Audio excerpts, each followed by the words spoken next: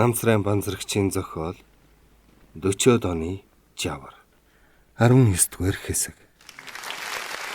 Олон хүн ижгэнтэл алга таших нь ширүүн адар шаагах мэт.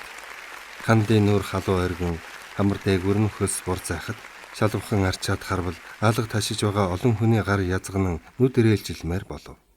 Алга таших нь цөөрөн цөөрсөөр намдлаа.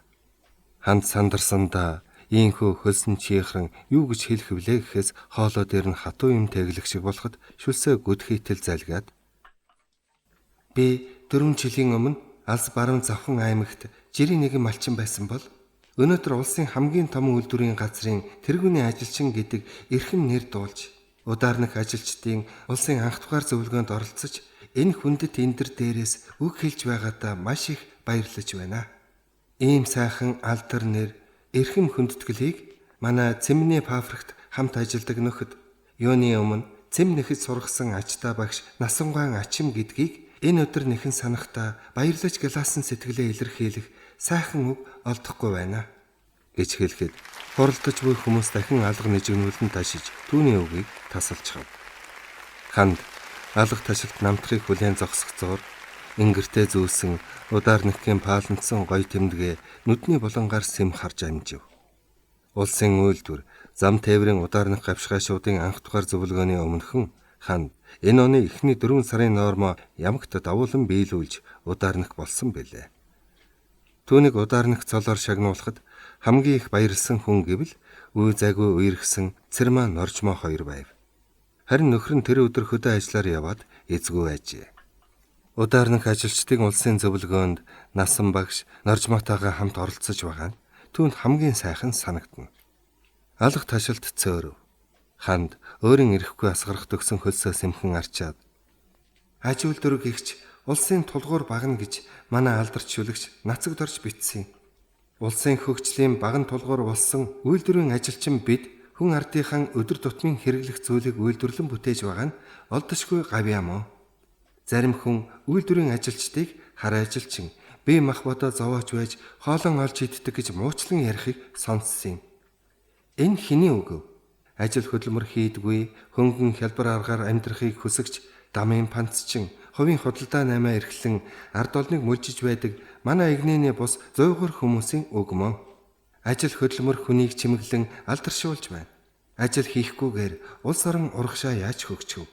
Бид урагшлыг гэвэл үйлдвэрийн хөгжүүлэх хэрэгтэй. Хоцрогсон феодлын Монгол орн аж үйлдвэртэй, эрдэм соёлтой, нийгэм журмын замаар хөгжин урагшилж байгаа шинэ улс гүрэн боллоо. Ажилчин бид идэвгүй үеийн онцсон машин техник эзэмшин сурч малын ноос үс арьс ширэг боловсруулан хүний хэрэгцээний бүхэл зүйлийг үйлдвэрлэж байна. Хүний төлөө хүчээ өгнө гэдэг дээд зэргийн гайхамшигт үйлс бүтээн гэсэн үг юм а. Бид цаашдаа улам хичээж мэрийн ажиллах шаардлагатай болж байна. Дайн дэлхийг донслогсон дайн дайчны энэ хүнд үед бид хүч чадлаа дээд зэргээр шавхан дайчилж улам ихийг хийж бүтээх зорилго та бидний өмнө тулгарч байна. Энэ зорилгыг ханган биелүүлэхэд нэгэн биеийн чадлыг дайчлан ажиллахаа илэрхийлж ноорм төлөлгөөгөө дандаа давуулан биелүүлж 1000 хувьтан болж чадхаа нам засаг манай хөгжлийн жолоо атгагч шалгарсан баатар маршал Чой болсон танд батлан илэрхийлье гэж хэлээд эндрээс буухад хүмүүс мөн нэжигнүүлэн алга ташиж баяр хүргэв. Ханд эгнэн суусан олон хүний дундуур явж байхдаа тэдний нүрийг харж амтсангүй. Бошуухан явсаар суудалдаан суухад чи мундаг илтгэж байна шүү гэж Норжмо шивнэв.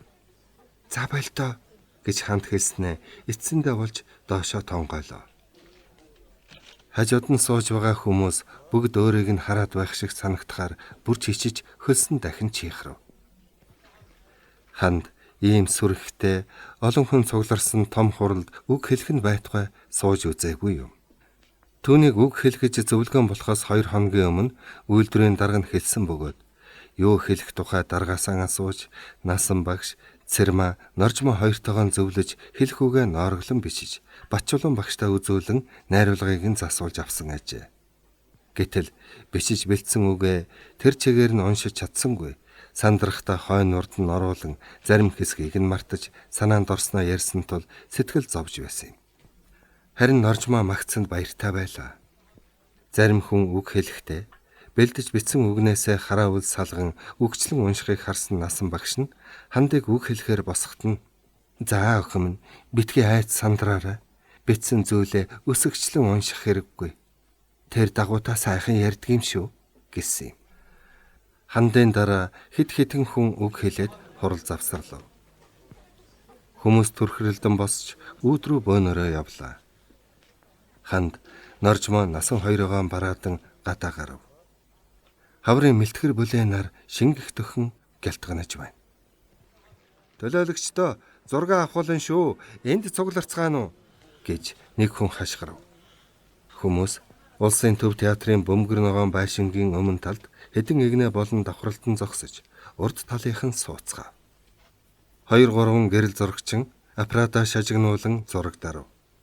Зөвлөгөөний төлөөлөгчд зургаан авахулчгаад тамхи татдаг нь тамхиа баагуулан өвөр хоорондоо ярилцсан хэсэг хэсгээрээ бөөгнөрөв. Ханд үйлдвэрийнхэн хоёроос бусдыг бараг танихгүй тул тэднийхээ дэрэгдээс үл холдон янз бүрийн хувцастай хижээл залуу насны олон хүнийг нүдний болонгаар харахтаа "Мянган хувьтан болно гэж энэ олон хүний нүдэн дээр амласнаа биелүүлж чадах болов уу?" гэж бодхоос айх шиг болов. Зөвлөгөөнд оролцож байгаа хот хөдөөгийн үйлдвэр, зам барилга, тээврийн олон тэргүүний хүн бүгд норм төлөлгөөгөө олон 100%-аар биелүүлсэн.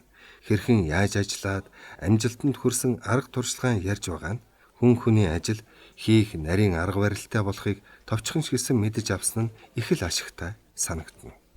Зөвлөгөө эхлээд 2 хоноход олон хүн үг хэлжээ.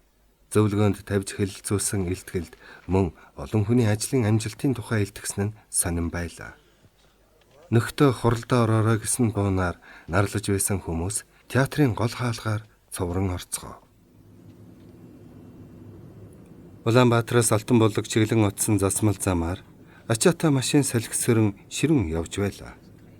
Машины кабинд жолоочийн хажууд суусан Базар ужиг хүнд бодолд автан явхдаа хойноос нь өөр машин ихэн ирэхвэ гэж сэмсэмхэн эргэн харан сэтгэл төгшиж байсан юм.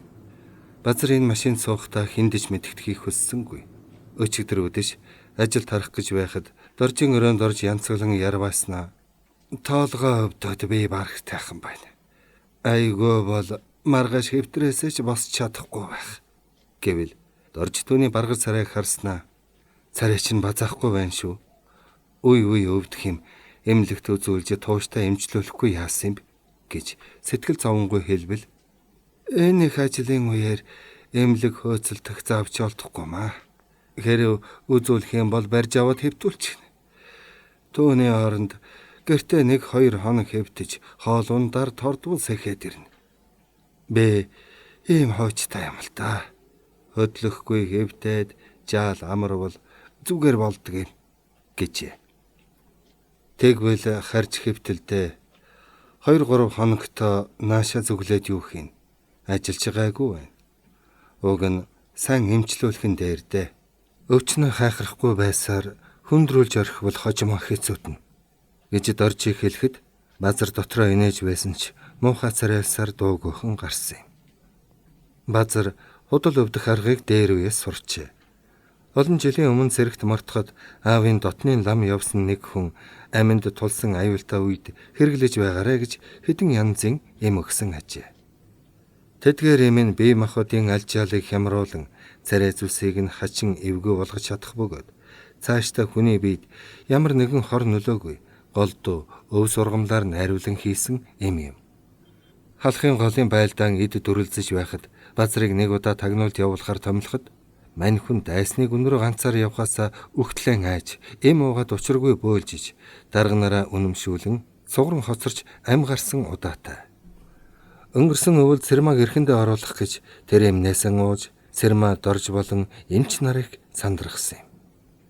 Гэвч эд шидтэй эмийг тэр болгон хэрэглэхээсээ болгоомжлон хадгалж байдаг юм. Энэ удаа эм тан уусангүй өвчтөй гэж доржиг үнэмшүүлж чадсандаа санаа амар Алтанбулгийг зорж яваа энэ ажээ. Гэвч худал өвдөд ийшээ явж байгаа гэдгийг дорж мэдчихвээ гэхээс сэтгэл хүндүрлэн яваа юм. Тэр Алтанбулаг орох чухал хэрэг гарчээ. Цагаан эрэгт байдаг түншин өнгөрсөн намар Алтанбулагт нүүж очиод сүрхий төвхнөж байгаа бөгөөд Базрыг яаралтай ирж уулзгаж хэлүүлжээ. Базар Тийшээ явах ажлын далим ёр гарахгүй болохоор заллаад инхүү явахдаа сэтгэл нь нэг л эвгүүцсэн хол ойрын юм бодсоор явлаа. Дамын намаа хийдэг, баяжиж хөрөнгөжих гэж хөөцөлддөг гэж дорж улаан цам хэлснээс хойш ихэд хаширлан болгоомжилж ул мөрөө баллахыг хичээх болжээ. Хөдөөнөөс ирсэн махыг тэр дорн учрыг олж машины сэлбэг тоногийг хашааныхан дотор 2 газар гүнзгий ухаж булаад байшинтай хадгалж байгаа цай тамхи, гурил буудаа, даавууд айлм зэрэг үнэтэй цайтай эд бараага хэдэн ихтгэлтэй айлын байшин савд хуваан хадгалуулснаас хойш хэрв ул мөрөөр нь шинжлэн ирж нэгжлэг үзлэг хийлээ гэхэд сэтгэл зовх юмгүй болсондоо санаа намарчээ. Захын танил Бадарчтай уулзгаа аль болохоор цөөлж түүнд царай өгөхө болжээ. Яагаад гэвэл Бадарч нь доржин ихнэр хамтдаа нэг дор ажилдаг учраас тэр задгаан амтаа залуу үг алдаж мэднэ гэж сэжиглэн түүнээс хол хөндөй байхыг хичээх болжээ. Цагаан эрэгт байсан нөхөр нь тун итгэлтэй маш хаширхан боловч яасныг бөөмөд тэнд байх нь бэрх болоод алтан булагт нүүж очиод хурааж хадгалсан юмаа хэрхэх тухай базартай зөвлөх гэж дуудулсан гэдгийг мань хүн мэдэж байлаа.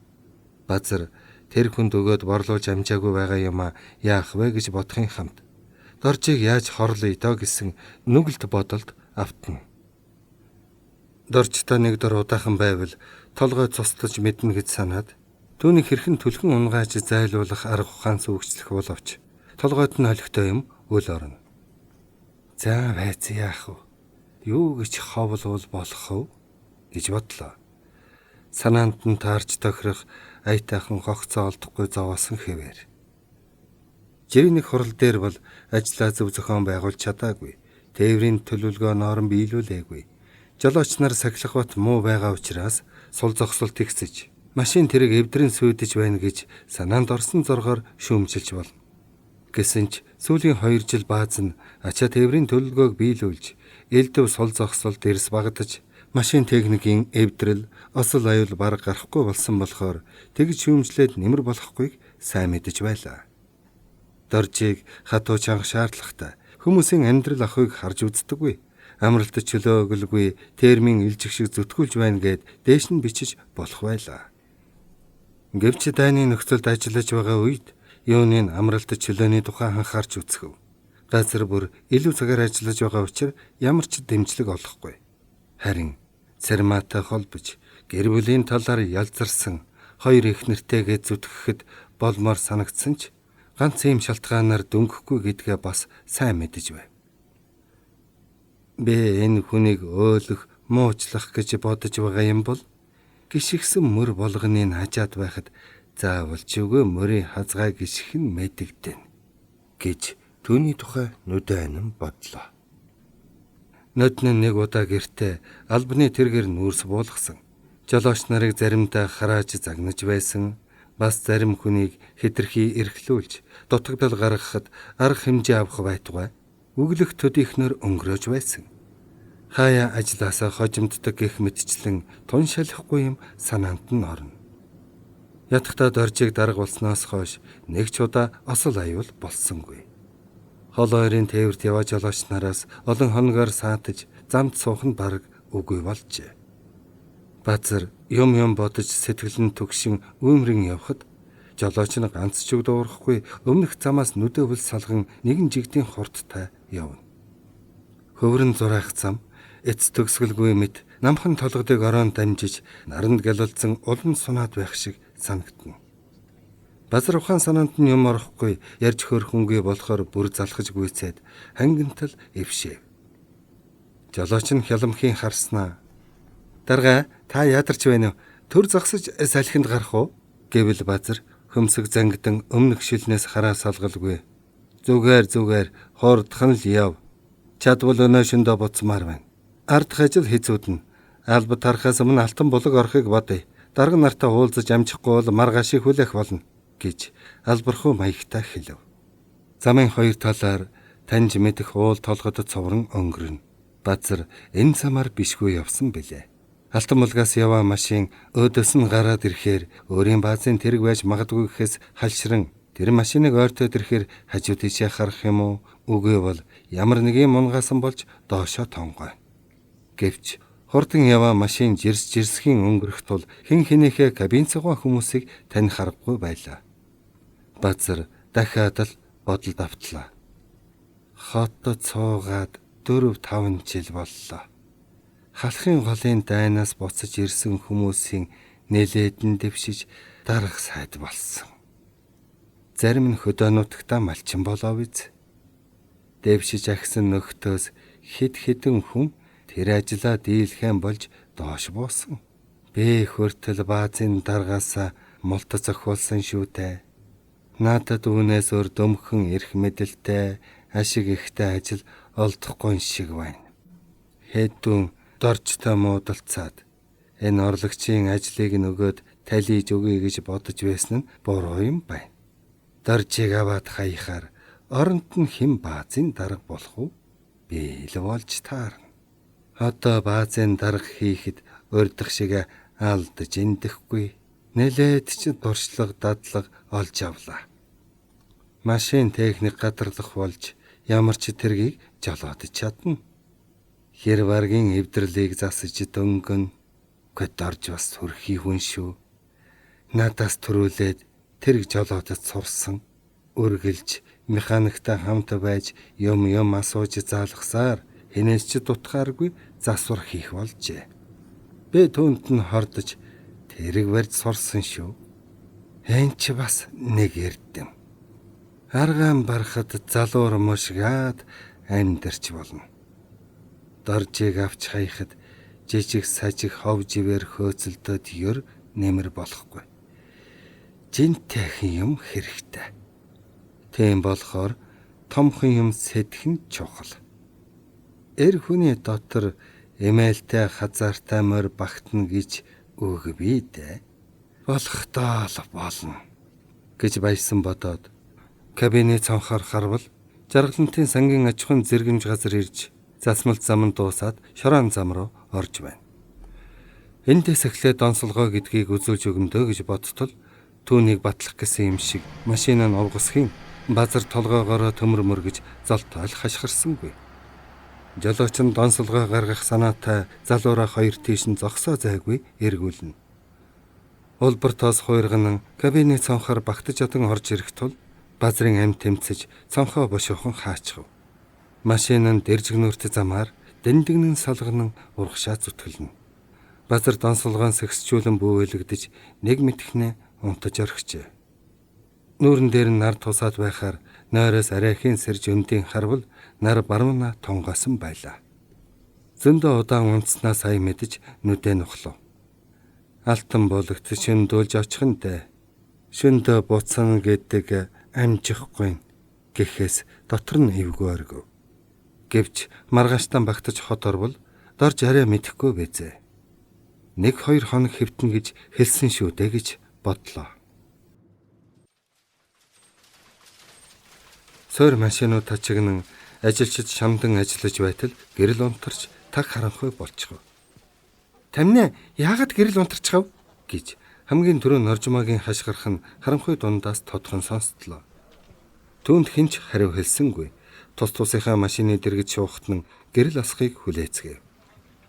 Хандын дэргэд ямар нэг юм сүржигнэх чимээ гарахаар гараараа тэмтэрвэл зөөл ийм баригдах шиг болж. Хөөе хинбэ гэх нь Норжмаа мөн. Чи юу хийж яваа юм? Гэж ханд асуувал Норжмаа юм өргөчихгүй хичээн гараараа тэмтрэн хандын ханцуунаас барьж аваад хүн айлгчих юм харанхуйгаар хин тэмтрээд байна л гэж бодлоо шүү. Гэхдээ харин чи өөрөө намайг айлгачихлаа. Юу хийж яваа юм? Машиныхаа дэргэд байхгүй гэж ханд хариулв. Харанхуй болохоор эвгүй оргиод чамааг бараацсан юм.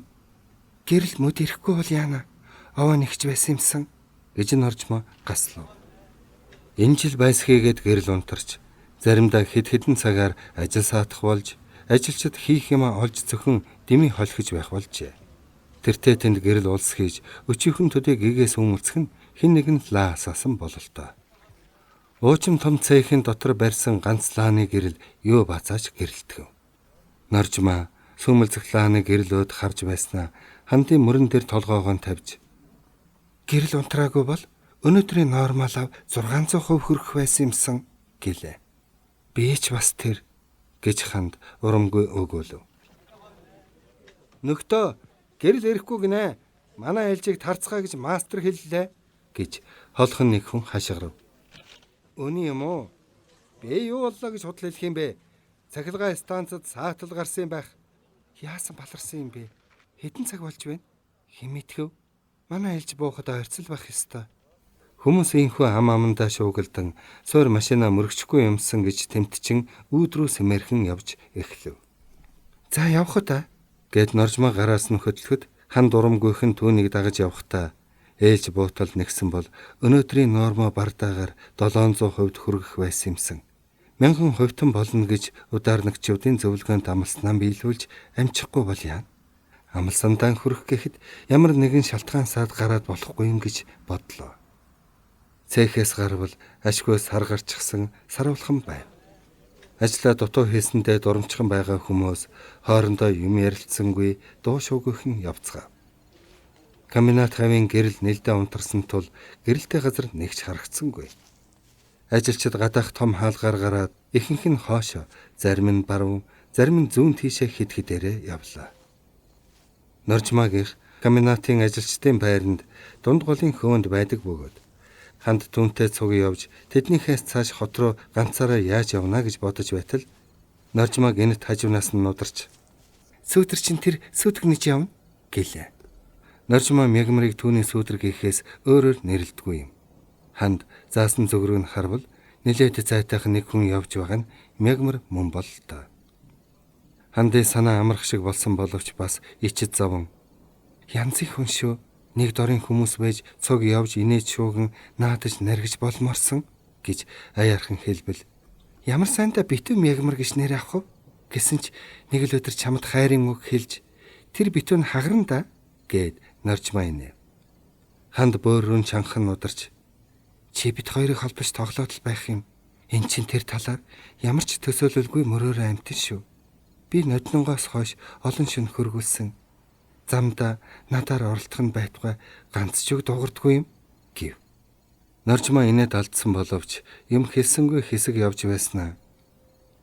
Нүгэл нүглээс айсангүй нүдний чинь хөөхөнд аргач үгүй автлаа да гэж аяархан дуулав. Хөгжилтэй нарганч норжмаа энэ дууг хэнд зориулан дуулсныг бүү мэд. Тэр хоёр явсаар норжмаагийн гэрийн ойролцоо ирэхэд "За сүүдрээ дагуулаад сайн хараарай" гэж норжмоо хэлээд гэр өдөө хөөхд адил дэгдэв. Ханд түүний хойноос баясан харснаа холхон сүйтгэнэж яваа мягмарын хойноос хурдан алхахад мягмар айлуудын цаанд гараад хүлээв. Ханд гүйцэж ирээд "Чамайг орхиод явчих нь л гэж айлаа шүү" гэвэл мягмар мөн л дуугарсангүй. Зуны дунд сарын 10 хэдний сар тэнгэр голлож сүүн цагаан гэрлээрээ орчныг өдөр мэт гээгүүлсэн саруулхан шөнө хандын сэтгэлд их л таатай санагдна. "Өнөө шөнө мөн сайхан байна шүү" гэж ханд яриа өгдөгөл мягмар өөдөөс нь зэрвсгэн харснаа нүур буруулав. Хандын инээд хурж "Чи надтай цуг явахаас ичид зовоод байдаг юм уу та" гэхэд "Хаанаас та" гэж мягмар аяархан хэлв. Ханд түүнтэй хамт өвөл хавар зун олон удаа ийхүү хамт явахдаа юм асуувал хагас дутуу хариулаад л өөрөө ганц ч юм асуухгүй ингэж явдаг байжээ. Ханд ийм томоотой хүнээр хөргүүлдэг болсондоо юунаас ч яахгүй болж нөхөртөө энэ тухай хэд дахин ярихад дорж онц болгон сонсоогүй өнгөрсөн юм. Ханд түүнийг томоотой болохоор зам зуур оролдоно гэж огтоос бодохгүй санаа амар явахдаа хаяа норжмаагийн хорон үгээр тоглоом тохоо хийхэд тоохоо болжээ. Гэвч хэлгүй юм шиг явдаг хүнтэйгээ яримаар санагдаад юм асуухад хариулсан болоод чимээгүй болоход нь урам хугардаг байв. "Чи надтай ярих дургүй байдаг юм уу?" гэвэл мягмар хялмхийн харснаа "Юу боллоо гэж дургуйцхөв" гэлээ. "Тэгвэл юм ярил л да. Би биедээ уурсан юм шиг ганц ч үг солилгүй дуугүй явах нь эвгүй юм. Юугаа ярих юм? Юунийч тухай ярьж болно штэ. Бодож санснаа ажлынхаа тухай, өөрийнхөө тухай, бас миний тухай ч ярьж болно шүү дээ. Таны тухай бол ярих юм байж болно. Тэгвэл ярил та. Би ямар хүн бэ? Та бол сайхан хүн. За болдоо миний тухай юу гэж боддгоо ярихгүй юу? сайхан хүн гэж боддог юм аа. Ханд түүнийг тоглож байна гэж санаад харвал харц мөргөлдөөд буруу харчихв. Ханд өөрийгөө магтуулах гэж ийм юм асуусандаа зовж чамаас магтаалын үг сонсох гээгүй. Чи ер нь юм асуухгүй бол яагаад дуурдгүй юм гэвэл мегмар хэд талхснаа. Би үнэндээ ярихаасаа бодохыг илүүд үздэг юм. Ярихын оронд бодож явдаг юм гэв. Бодохыг илүүд үздэг гинэ. Тэр чинь их сони юм байна. Чухам юуны тухай боддөг юм гэвэл мегмар хоолоцсаад юмны тухай боддог. Өөрийнхөө тухай, таны тухай, хамт ажилдаг нөхөд, цэг, үйлдвэрийн тухай. Цаашилбал улс гүрэн, хорвоо ертөнцийн тухай хүн бодохгүй юм гэж байхгүй шүү дээ. Тэр бүхнийг бодож тунгааж аливаа юмны учир шалтгааныг тайлж олох гэж тархиа гашилтад бодож байх нь сайхан байдаг юм гэж ярьлаа. Түүнийг инхүү яриа хөөрөтө болсонд ханд их баярлан Норжмагийн хэлсэн шиг өнөө битүүн хагарвуу гэж бодов. Бодно гэдэг маш чухал юм. Гэхдээ бодож санснаа нөхөд дон ярьж тэдний санал онолыг сонсож байвал ашигтай юм биш үү гэхэд хүн өөр ингэсэн бодолтой байдаг үзээ. Тэр болгон бодол санал нь нийлж таарч тохирдгүй. Түүнээс болж үг сурж хэрүүл маргаан гарч болно. Бие биедээ ч муу юм санаж мэднэ. Бодол хүслээ хүчээр тулган хүлээлгэх гэж оролдох нь ч бий. Түүнийг нь дагаж зөвшөөрөхгүй бол яаж ч мэдэх шүү дээ. Юм бүхний сайн муу байх нь хүний ухаан бодлоос шалтгаална. Тийм болохоор бодож санснаа хэн хүнд хэлэлгүй зөвхөн өөрөө бодож тунгааж байвал дээр юм биш үү дээ. Би ийм л юм бодож явдаг болоод дуугүй байдгийм гэж мегмар ярьлаа. Чи саяхан ярьсан шигээ хамаа бус ярихаас айдгийм шивдээ. Айх ч юу байх вэ? Угаасаа хэрүүл шуугаант дургүй. Тийм болохоор би хүнээс өөр бодолтой байж мэднэ. Тэгвэл хоёулаа нэг юмны талаар юу гэж боддгоо ярилцъя. Хэр өөр байх нь? Юуны тухай? Юу ч яах вэ? Жишээ нь зуны дунд сарын 10 хэдний энэ сарны талаар ярилцъя. Сар чамд ямар санагдаж байна? Хайлсан туглаг шиг мэлтэгнэж байна. Сар тийм халуун байх нэ? Харин ч үгүй шүү. Сарны туяа нүүрэн дээр хичнээн тулсан ч бүлээцдэггүй бидтэй. Тэгэхээр сарыг хайлсан туглаг шиг мэлтэгнэж байна гэж олон хүн ярьдаг. Ном зохиолдож тэгж бичдэг. Бэ бол гэрэл нэвт харагддаг мөсөн бөмбөлөг гэж боддог. Ингээд миний санал бодол бусад хүнийхээс зөрөн шүү дээ. Их сони юм. Би одоо болтол сарны гэрэлд дулаацж үзээгүй санагдах юм. Чи их сони боддөг юм байна? Мегмар дуугарсангүй сар руу харлаа. Хандаж дуурайн харвал үүнээс өмнө сарыг харах бүртээ мэлтэгнэн хайлж байгаа туглах шиг сандаг байсан нь харин өнөөдөр нүүрүүн хүүт оргуулад байх шиг болж зуны бөгчмхөн харанхуй шин сар мантахад сэрүү татаад дотор уужрах шиг болдгийг санаж сар найрыг хүүти юм да. Энэ мегмар их сони боддог хүн байна шүү. Амьдралыгч тэр, хүнийгч тэр өөрийн гэсэн бодлоор хэмжиж үнж байдаг байх нь гэд санаад мегмара гэвэл өнөөх нь үргэсэн тором шиг бултсрын өөдөөс нь харлаа. Түүнийг учир дүрсгүй зочин сандрахад ханд инээд алдан юм бодож байхад нь дуудаад зочоочих уу та гэвэл дуугарсангүй. Тэр хоёр юм ярилцалгүй явсаар дунд голын модон гүүрэн дээр гарч ирлээ. Каминат хавийн гэрэл асаагүй байна. Харин хотын гэрэл унтраагүй бололтоо энд тэнд захилгаан тэнлүү ярилцсан. Ханд модон гүүрний хашлах түшин зогсож хоёулаа эндээс хотыг жаахан харах уу гэвэл мегмар юмч хэлсэнгүй хэдэн алхмын зайтай зогслоо. Чи уулаас хотын хүн үү? Тийм ээ. Хотын өлөн шороон дээр тоглож өссөн юм гэж мегмар хариулаад бодол болсон янзтай чимээгүй болчихов. Мегмарын хүүхдийг шиг гин нүдэнд нэг нууцхан бодол байгаа юм шиг зарим үед санагдана. Ханд тэр тухай бодсноо.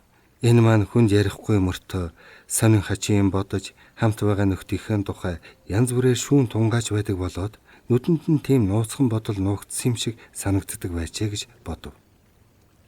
Өнөөшин энэ хүний сэтгэл нь хөдөлсөн байх та Надтай зөндөө юм ярьлаа. Яриад байвал их л сонин сайхан юм ярих нь байна гэж санаад. Чи яривал хин хүн сонирхмоор их сонин юм ярьдаг юм байна. Түүнийгээ ярьдгүй л болохоос биш гэвэл юу боллоо гэж санаж бодсноо өчөөхөнч тунгааж бодолгүй Бадарч Норжмоо хоёр шиг чалчиж байх юм гिचхэв. Хан тэнэт алдан залуухан хөгжилтэй сэргэлэн цовоо байх хэрэгтэй шүү дээ гэхэд Мягмар үл мэдхэн инээмсэглэх нь сарны гэрэлд сайн мэдэгдэв. Хөгжилтэй сэргэлэн байна гэд Норжмаа шиг тас инээж хашигчин гуухчиж Бадарчийг марзган амтэн хүний дургу өргөж явах гэж юу хэмээн Мягмар тохуу хийсэн янзтай асуулаа. Үгүй тэгж байгаа юм биш л дээ. Үеийн нөхдөдөө инээж шууган наргиж даргиж санаж батснаа ярьж хөөрч явбал тэрч тийм л дээ. Гэхдээ надад сэтгэлийн үгээ ярих үеийн сайн нөхөр байхгүй юм чинь. Бадарч яагаа? Бадарч юу? Мягмар ямар нэг юм хэлэх гэснээ боли бололтой төгдрээд өөр тийшээ харахаар нь Бадарчийн тухай ярих дургүй байна гэж мэдээд лавлан асуусангүй. Бадарч Мягмар хоёр айс зан альж талаараа үерхэж таарахгүй эрс өөр хүмүүс. Гэсэн ч Бадарчийн хаан байгаа газар Мягмар байж байдаг ажээ. Чухам ямар холбоо шишмээр тэр хоёр үерхдгийг ханд мэдэхгүй. Ирчүүд ямар нэгэн ямаараа таарч тохироод үерхдэг вэзээ. Ханд инхүү зогсож байхдаа энэ хүн өөртөө санаатай байна гэж бодох үедээ юунд нь харанхуй шин эцгүй газар эрхэн дагуулад үгээр саатуулан байгаа билээ гэж гинтхэн бодоод явхад Мягмар түүнээс сүүдэр мэт угсхийн алхав. Шүн дунд өнгөрсөн үе тул гүүрээр нэг ч хүн явж байгаа нь харагдсангүй. Ханд 4 жилийн турш голын энэ модон гүүрээр мөн ч олон удаа өдөр шөнө ялгалгүй явсан билээ. Мягмартай гэр орой мэдээгүй байхдаа хотод гэртээ хүмүүсээс хосорчихгүй хичээн бас заримдаа ав ганцаараа их л айц сандран явж байсансан. Тэгвэл одоо тунц санаа амар айван тайван явах болжээ. Дуугүй томоотой Мягмартай ийн явахдаа юунаас жаах юм. Мягмар түүний хашааны үдэнд нь хөргөж өгөөд хаалгаар ормогц буцдгийг нь ханд мэднэ. Гэхдээ энэ номоо хархуу дотроо чухам юу бодож хүсэн мөрөөдөж явдгийг өдий болтол огт гадарлаагүй билээ. Мягмар шөнийн ээлж тарахад хандыг алсаас харж байгаад хөнгөө газар ирэхээр гүйцэнгэрж цуг явах юм уу? Үгүй бол ажил тарахад хажуугаар нь ойрхон өнгөрч төрүүлээд үүдрийн гадаа хаалганы баруунхантай харанхуй газраас түүнийг тосч авдаг байлаа. Бодвол хилтэй амтай Норжмоо Бадарч мэтийн хүмүүсээс зовж тийхүү муугдаж байдаг мэзээ. Тэр хоёр явсаар хотын урд зах руу орж ирвэл хааныг хүн зөрж бас машин хурц гэрлэг ялбуулсаар хажуугаар нь өнгөрөх нь олшров. Аж үлрэн комбинатын ажилчдын байрнаас өнгөрөөд нэг хэсэг эзгүй газар байх тул ханд түүгээр явахдаа баахан айж ширвэтдэг боловч хүн амтан олонтой хотод лавхан орж ирээд эмээх нь намддаг байлаа. 19 дугаар хэсэг төгсөв.